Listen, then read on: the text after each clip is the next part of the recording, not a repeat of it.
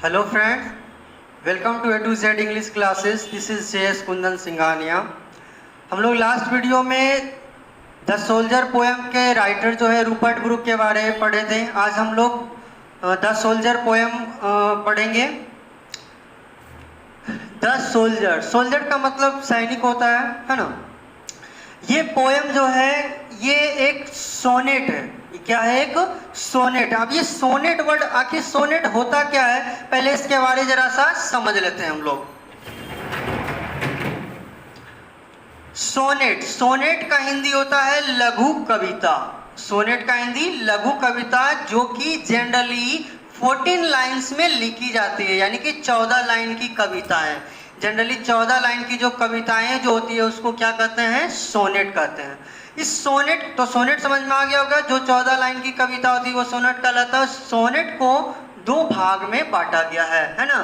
एक को कहते हैं ऑक्टेव और एक को कहते हैं सेस्टेट। ऑक्टेव क्या होता है? तो द फर्स्ट 8 लाइन्स, यानी कविता जो कविता होता है तो शुरू से, यानी शुरू से लेकर 8 लाइन तक की जो कविताएं होती है उसको ऑक्टेव कहते हैं, यानी 8 लाइन्स तक की जो कविताएं होती है वो ऑक्टेव। और 8 लाइन के बाद जो 6 लाइन बच जाएगा उसको कहते हैं सेस्टेट। वही मैं लिखा हूँ, द फर्स्ट 8 लाइन्स, यानी पहले 8 लाइन जो होता है वो ऑक्टेव, और द लास्ट 6 लाइन्स और लास्ट के जो 6 लाइन होते हैं वो सेस्टेट कहलाते हैं। तो इसे अच्छी तरीके से आप समझ गए होंगे सोनेट क्या होता है और सोनेट को कितने पार्ट में बांटा गया है, समझ गए होंगे। आगे अब समझते हैं जरा पोएम को। ये पोएम है द सोल्जर। अगर इसको काउंट करेंगे इस लाइन को तो ये है 8 लाइन्स। और अभी अभी मैं बताया हूँ स्टार्टिंग से 8 लाइन तक जो होता है वो क्या कहलाता है? ऑक्टेव। तो ये क्या है? ऑक्टेव है ये, है ना। और इसमें कहते हैं कवि क्या, इसमें बताया गया है कि एक सोल्जर, एक सैनिक जो है अपने देश को कितना प्यार करते हैं, क्या सोचते हैं अपने देश के बारे में, उस चीज को इसमें दर्शाया गया है। उसकी एक सैनिक की, एक देशभक्ति की एक झलक है ये, है ना। और ये कवि कहाँ के हैं जो रूपर्ट ब्रूक ये पोएम लिखे हैं? ये हैं इंग्लैंड के, है ना। तो ये कहते हैं, स्टार्ट होता है पोएम, कहते हैं if I should die think only this of me. यदि मैं मर जाऊं केवल मेरे बारे इतना सोचना। मतलब क्या है? फिर से जरा कहते हैं यदि मैं मर जाऊं। ऐसा क्यों कहते हैं? क्योंकि ये कल्पना करते हैं कि कोई भी सैनिक जो होता है, ये फैक्ट है कि कोई भी सैनिक जब एक बार ड्यूटी पे जाता है तो उसे ये पता नहीं होता कि वो वापस लौट पाएंगे या नहीं, है ना। और खास करके वो जो सैनिक युद्ध पे गए हों, जो युद्ध पे गए हों सैनिक, तो उसे तो और भी पता नहीं होता है कि वो घर वापस दोबारा जा पाएंगे या नहीं। क्योंकि रूपर्ट ब्रूक जो है ये भी एक युद्ध पे गए थे, है ना। तो कल्पना करते हैं कि उस समय जो सैनिक जो है क्या सोचते हैं, किस तरीके से, है ना। तो कहते हैं क्या?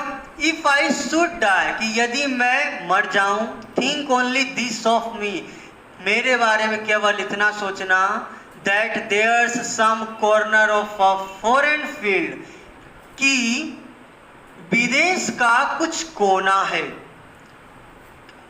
अगर मैं मर जाऊं तो मेरे बारे केवल इतना सोचना कि विदेश का कोई एक कोना है, that is forever इंग्लैंड, जो कि हमेशा के लिए, forever मतलब हमेशा, हमेशा के लिए इंग्लैंड की है। there shall be, इंग्लैंड की हो जाएगी। मतलब क्या है?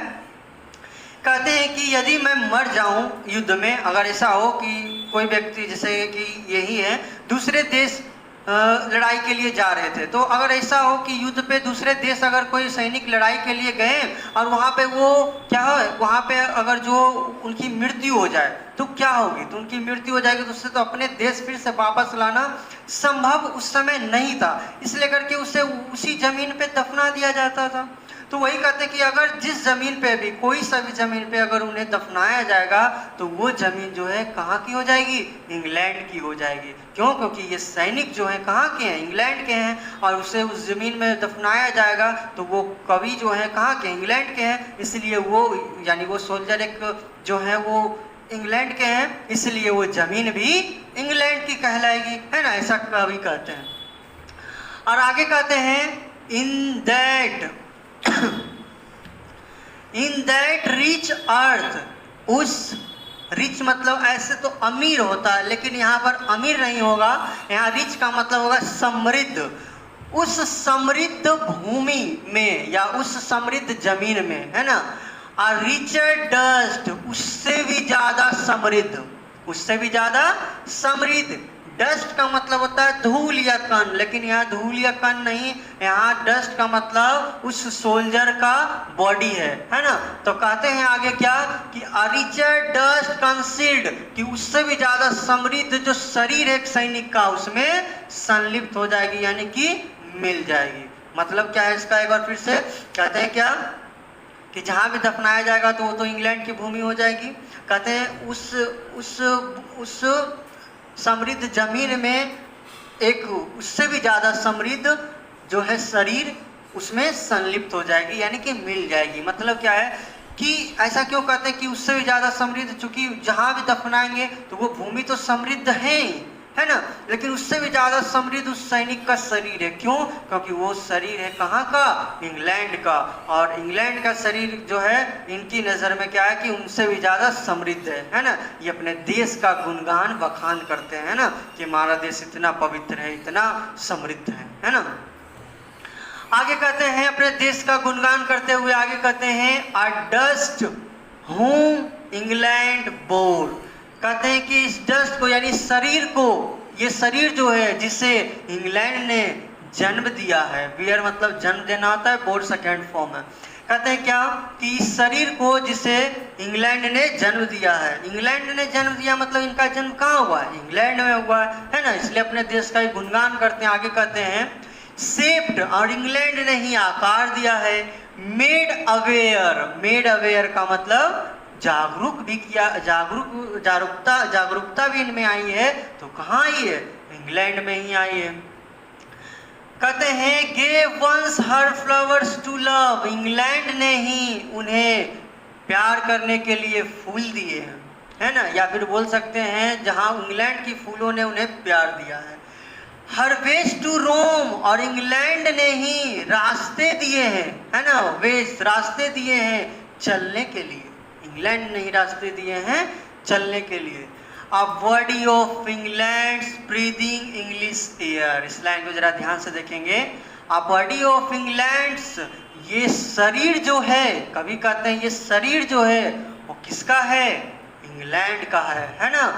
ब्रीदिंग इंग्लिश एयर, और इंग्लैंड के अंग्रेजी हवा में ही उन्होंने सांस लिया है, इंग्लिश हवा में सांस लिया मतलब इंग्लैंड के हवा में ये सांस लिए हैं। चूंकि ये इंग्लैंड में पले बढ़े हैं, वहाँ की हवाओं में ये सांस लेकर के बढ़े हैं, इसलिए अपने देश का गुणगान करते हैं। और आगे कहते हैं ये कि washed by the rivers blest by suns of home, washed by the rivers, और इंग्लैंड की नदियों में ही वो नहाए हैं, है ना, इंग्लैंड की नदियों में ही वो नहाए हैं। Blest by suns of home, और इंग्लैंड के सूर्य ने ही उन्हें आशीर्वाद दिया है। इंग्लैंड का सूर्य कहने का मतलब क्या हुआ, सूर्य तो एक ही है, इनको भी पता है, लेकिन इंग्लैंड के सूर्य चूंकि इंग्लैंड में रहे, वहाँ का सूर्य, वहाँ का प्रकाश इन्हें ऊर्जा मिली है। कहने का इनका अर्थ क्या, ये अपने देश का गुणगान करते हैं, यहाँ पर अपने देश का नाम, अपने देश का बखान करते हैं ये, है ना। जानते हैं ये भी कि सूर्य एक ही है, लेकिन फिर भी कहते हैं कि इंग्लैंड के सूर्य ने मुझे आशीर्वाद दिया है ना, अपने देश का ये गुणगान करते हैं। ये था ऑक्टेव यानी पहला 8 लाइन जो कि कवि अपने देश के बारे पूरा अपने देश के बारे गुणगान करते हैं। आप इससे अच्छी तरीके से समझ गए होंगे। अब आगे समझते हैं जरा जो 6 लाइन बचा हुआ है स्टेट।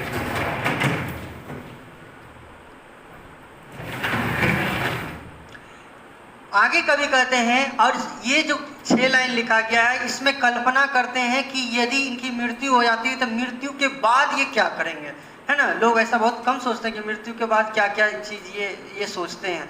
आगे कहते हैं क्या कि and think this heart all evil shed away, कहते हैं कि और सोचो और सोचो, this heart all evil shed away, कि यह हृदय से सभी बुराइयां मिट जाएगी।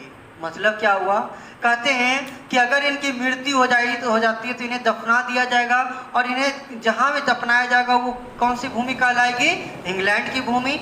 और उस भूमि में जब ये इंग्लैंड की भूमि को चूंकि ये पवित्र मानते हैं, कहते हैं जैसे ही वहाँ उस मिट्टी में ये मिलेंगे, है ना, तो इनके हृदय से जितने भी बुराइयां, जितने भी पाप हैं वो सभी धुल जाएंगे, सभी खत्म हो जाएंगे, है ना। आगे कहते हैं a pulse in the eternal mind no less. Eternal का मतलब होता है लास्टिंग फॉर एवर, मतलब हमेशा के लिए, यानी खत्म नहीं होने वाला। Give somewhere back the thoughts by England given. कहते हैं क्या? अब पल्स, पल्स का मतलब होता है वाइब्रेशन, यानी कंपन। कंपन मतलब, या भी बोल सकते हैं नस, नस मतलब क्या? नब्ज। कहते हैं ये जो नब्ज जो है मस्तिष्क की वो खत्म हो जाएगी, यानी जो मृत्यु हो जाने के बाद वो व्यक्ति का जो पल्स होता है, जो नस होता है, नब्ज जो होता है वो चलना बंद हो जाता है। तो कहते हैं जो नब्ज है वो खत्म हो जाएगी, बंद हो जाएगी, लेकिन ये सोच जो है, थॉट्स जो है, जो कि इन्हें इंग्लैंड के द्वारा दिया गया है, वो खत्म होने वाला नहीं है, वो फिर से वापस आएगी। मतलब क्या है? कहते हैं कि मैं अगर मेरी मृत्यु हो जाती है तो मुझे जब दफना दिया जाएगा तो उनके बाद क्या है, इनके नब्ज तो नहीं चलेंगे, लेकिन इनके सोच जो ये उस कब्र में ये सोचेंगे, वो याद करेंगे कुछ चीज़ों को, कुछ अपनी जो यादें इनको है उनको वो याद करेंगे। मतलब क्या है?